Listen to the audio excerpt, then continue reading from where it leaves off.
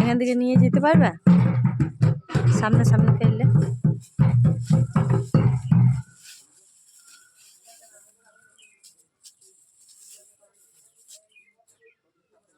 আজ বিকেলবেলা তোমাদের দাদাভাই দোকানে যায়নি, তাই বললাম চলো ঘরের কাজে লাগো। বৃষ্টি হচ্ছে কিছুদিন থেকে একরকম, আর ঘরের ভেতরেও বৃষ্টি পড়ছে, মানে বৃষ্টি বলতে ছাদ ফুটো হয়ে জল পড়ছে। তাই বললাম কিছু খড় তো গুয়োলে ভরা আছে, তো সেই খড়গুলো আজকে চাপিয়ে দাও।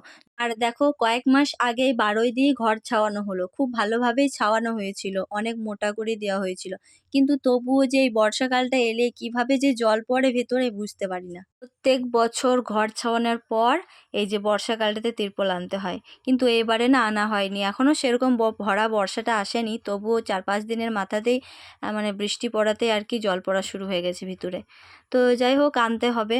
তোমাদের দাদাভাই তো এইসব কাজ করে না, মানে আর কি পারে না। তো যাই হোক যার যেটা কাজ সে সেটাই পারবে, তাই না? তো সেটাই স্বাভাবিক।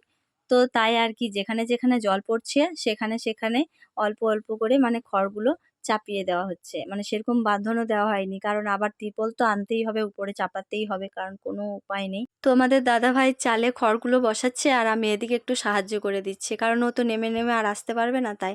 তো চলো আজকের ভ্লগটি এই পর্যন্তই, দেখা হচ্ছে পরের ভ্লগে, টাটা।